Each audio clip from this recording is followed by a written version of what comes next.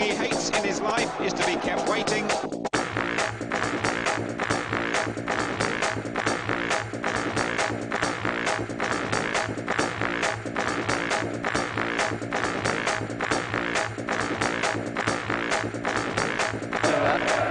he was going to win it anyway.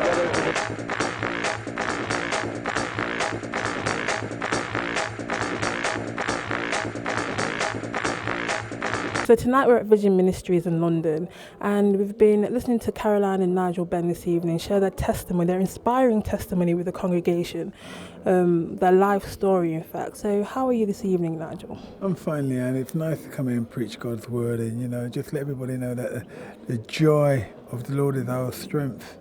It definitely is. I just wanted to ask you a few questions, to try and give our audience a little bit of enlightenment of, if they don't know who you are, which they should, who you are, where you're coming from, and where you're going. So, first of all, just tell us a bit about your upbringing. Well, I grew up with 6 brothers, including myself, and 7 brothers, including myself, and it was a hard growing up in Ilford back in the 70s, but it's just hard just having breakfast in the morning. If you got up late, you missed it. But I joined the army, had spent nearly 4 years, 256 days in the army.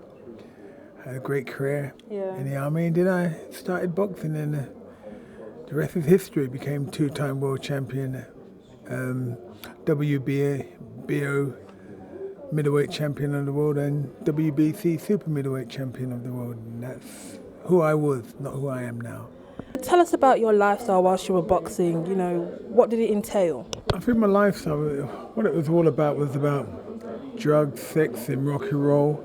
It was recreational drugs, not like steroids or anything like that. But they're the kind of things that you get caught up in this kind of celebrity world, and it wasn't a good life. It was, but that's the life that I lived mostly all through my career. It wasn't beneficial. Hurt a lot of people on the way, my wife, my kids. And you know what it was? Actually it says in God's word, because it is God's words now, it says in Mark 8:36, what does it profit man to gain the whole world? Not once, but twice. It didn't profit me nothing. Was very wealthy. I had a lot of flash cards, big houses and all things like that, but I wasn't really happy inside. I think a lot of people on the outside see you living this life, think you've got a life made in heaven, but it's actually a life made in hell, to tell the truth. It was just so much destruction and there's a lot of these footballers you see today, they have so much money becomes their God, and it was my God as well. And I think at the end of the day, that's how it all started off. And then I realised that I had all this money, but I didn't really have no true happiness. Had world titles, didn't really have no happiness. So then, in the end, what is it that led you to leave boxing? To leave boxing, well, I think I had a good time. Achieved more than I set out to be. All I wanted was to be Southern Area champion, or might have a shot at the British title, but then I became 2-time world champion, so I've gone the highest. I can't go no more higher. Yeah. But then I just realised that I had enough. It wasn't bringing me no happiness. And I weren't fixed on the fighting no more. It was more like the lifestyle outside the ring. I just lost the hunger to fight anymore. When did you reach breaking point? Because we heard tonight you were sharing your story with the congregation, and it was an inspiring story. And you also shared with us about breaking point. When you reached that point, it's like you came to the end of yourself and there was still nothingness. So when did you reach that, and how did you deal with that and travel through that period? Well, it was a breaking point really was in '98 when I had my so-called last affair, and I just really wanted to end it all. A suicide attempt, had nervous breakdown, just couldn't get my head around it. Why do I keep hurting this woman that I meant to love so much? But I was just struggling. Why am I keep doing this? Why can't I break this? Nothing else. I went to counsellors, went to healers, everything, and nothing worked. Yeah. And then Jesus came into my life. So tell us, who is Nigel Benn now from then? I'm a mighty man of God. He said, I am holy, so you should be holy. And I believe everything what God says in his word. That's how he wants me to be, and that's who I'm going to be. It's just great stuff. You know, we're here with Nigel Benn at the Vision Ministries event in London today. And listening, as I said earlier, to his testimony and him share what he's been through over the past how many years, we couldn't even say decades, it was quite inspiring, moving and empowering. You know, and one thing I'd like to say to you today is to take the next 30 seconds and speak to somebody that could be sitting there now and they're in a desperate situation. They could be on drugs.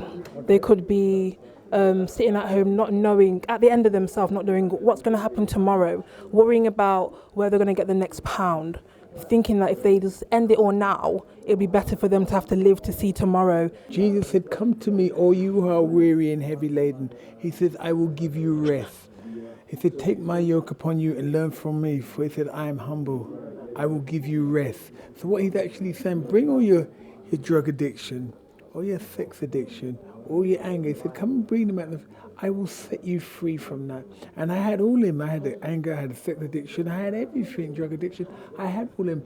I brought it to him. My wife went through 16 years of, I can't say what I know what hell is like, but she went through 16 years of rubbish.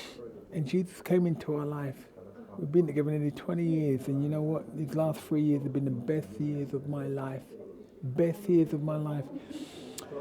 And I would say to you, when you think that you ain't got nothing left, I tell you what, call on the name of the Lord. He said, anyone that calls on the name of the Lord shall be saved. And I guarantee you, your life will change. And you know what? It's not about what? When you carry on like that, you know what? Thinking it's hard, it's the enemy getting you scared, don't want you to confess, do not want to set yourself free because, yeah, I'm hard.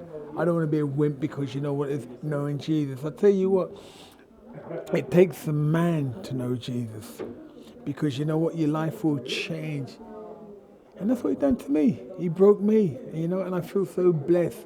So if you have any problem in the world, Jesus is the one that can heal. He's the only one that's going to heal you for every addiction, every problem that you have. It's Jesus. It says in Proverbs 3 verse 5, trust in the Lord with all your heart. Lean not on your own understanding. In all your ways acknowledge him and he will direct your path straight. How about that? God bless you.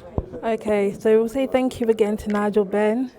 Thank you very much. You know, it's been great meeting you and hopefully we'll meet again soon. The fight of my life. The fight of my life.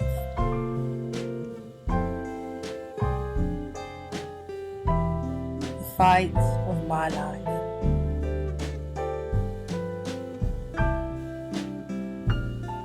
The Fight of My Life by Leanne Burke. Inspirational, motivational,